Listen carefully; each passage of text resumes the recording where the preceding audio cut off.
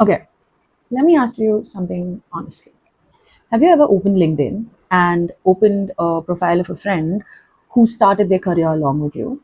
And you just realize they are like two, three levels ahead of you. And your first reaction isn't jealousy, it was confusion.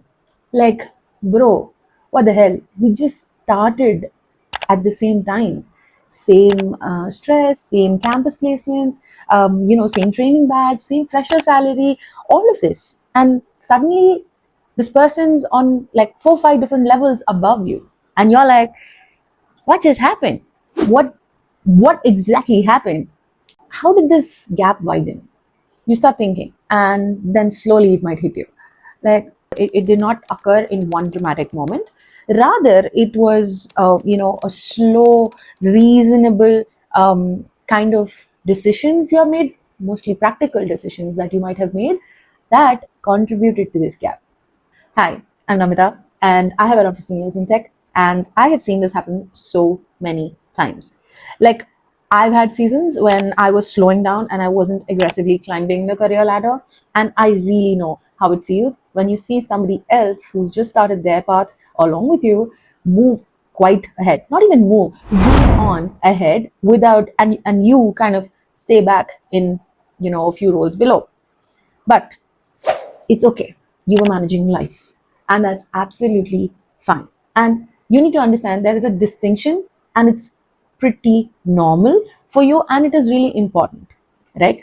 But because of these small changes that you had to manage, life that you had to manage, there were few people who would have zoomed up, and you who were kind of like settling down, maybe slowly climbing the ladder, and that's absolutely okay. So why does this happen? Career slowdowns are more practical and more pragmatic than you can imagine. Imagine this: you're a new parent, can be a mother, can be a father. You just needed that extra few hours of sleep.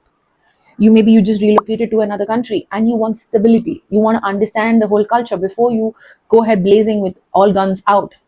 And then maybe your parents just needed you, or you just needed some breathing space. That's all right, that's life. So what you told yourself is, it's all right, I'm going to take a low visibility project this year.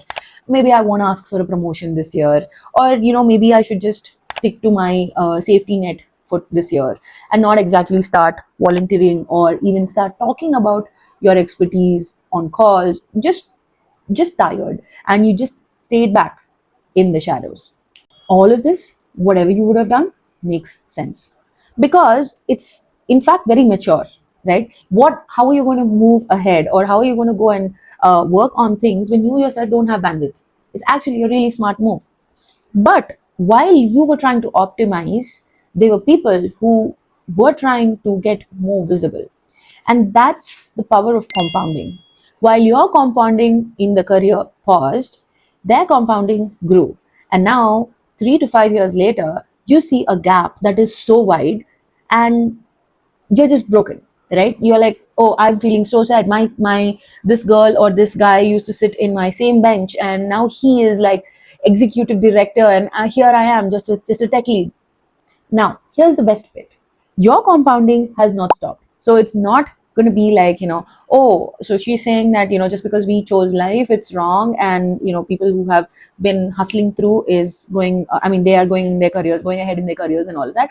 I'm not trying to say that. What I'm trying to say is, you don't need to feel bad. You don't need to feel that you were stuck in this because, bye, let's be really, really honest.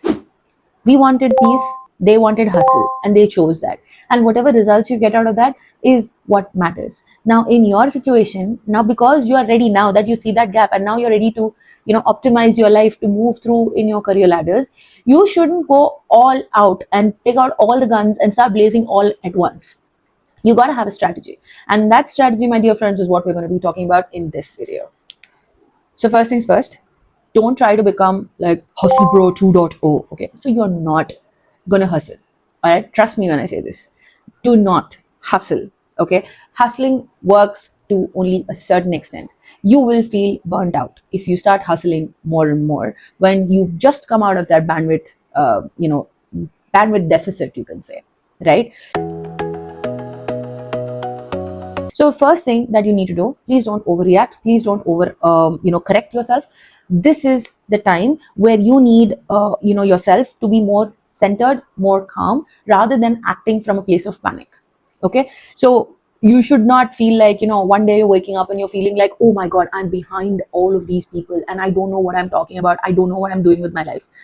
Please don't feel like that. And suddenly when you feel that, you're doing certifications left, right, center, you don't even know if these certifications matter to you or not, but rather you start doing certifications, and then you're like posting daily on LinkedIn, you are volunteering for every freaking project that is being thrown, no matter how stupid, how idiotic, how tough it can get. You're not assessing that, you're just taking it up, and then you're having trying to have coffee chats with like hundreds of different people in your organization, outside your organization, trying to network like your life depended on it. So my advice to you, calm the F down. So all this hustle energy, it's coming in from insecurity. And that insecurity is not going to be clarity. And that, my dear friends, is insecurity driven growth, which can be very exhausting and short way of burning down. So what I want you to do instead is just pick one area, or maybe two for that matter. Maybe you think it's okay to network with people, call them over for a chat, connect over a Zoom call. That's fine. Or you can also take one project that might be a little out there, but it doesn't actually be very difficult that you are unable to handle it. Or you can just start sharing your thoughts, your raw, unkept thoughts, or even not polished thoughts on LinkedIn. What you're learning, what you have learned, or what it is, what you need to do in order to get ahead of yourself. Talk for yourself, right? Like, don't give advice, no gyan, no what do you call, this is the bro energy that you're bringing in. Don't. What we want you to be doing is sharing the most authentic advice, not even advice, like, how can I say this, most authentic feeling that you're feeling at the moment, so that others can catch up to it. Next, try having a conversation with your manager. Like, I mean, I know in your head you're like, what the hell is she talking about? Why should I have a conversation with my manager? Trust me, it helps.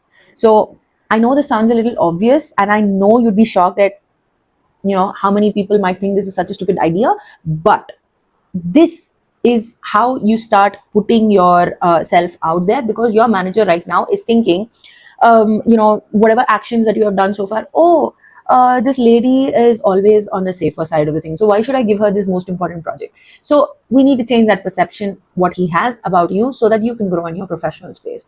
So you need to have that conversation. Instead of just saying, hey, I'm ready for new projects, go and say, hey, last few years I've been trying to stabilize myself because of XYZ reasons, and now I'm ready to take up a little more challenge, and I would be much more intrigued and interested to work on projects that can help me grow in my career. This is indirectly signaling to your manager that you're ready for growth, right? And this, my dear friends, is signaling the start of your new season. Of course, that is Bridgerton influence speaking on my end, but yeah, this is a signal that you are ready to start, ready for your growth. Last but not the least, stop comparing yourself with somebody who's not slowed down. Okay, now if there is some person who has had uninterrupted momentum for the past 12-15 years, you've had like a 4 year or a 5 year break, your journey is not the same. All right, so stop comparing yourself. Your journey is yours, your path, your career, your path is yours, not somebody else's. So stop comparing. This is because that person has not had a break. He or she might have seen growth that has compounded for his career growth. And for you, in order to reach that, we need for you to step out of that slow, balanced, stabilized season and move into a little more visibility season, so that your career is also compounding. Okay, so when you compare, what happens is you are looking at your growth from another person's point of view. So we do not want to do that. Right. So for you, ask yourself, right, like, am I rebuilding my confidence at the moment, or am I trying to be more visible? And then decide on how you want to move ahead. Right, like, because both require different actions, and sometimes you might need to do both.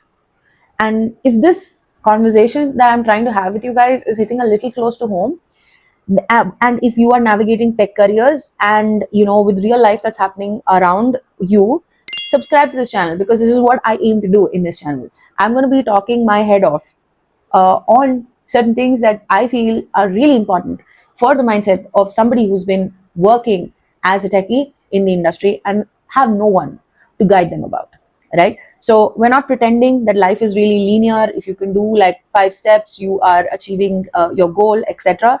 We are trying to live the imperfect life, and how you can actually move strategically even when life is not, lifing for you. Okay, and if you're someone and you feel there's someone in your circle who needs to hear this, please send this to them. And sometimes, you just don't need motivation. You might need what we call it a reality check. And till then, I'll see you in the next one.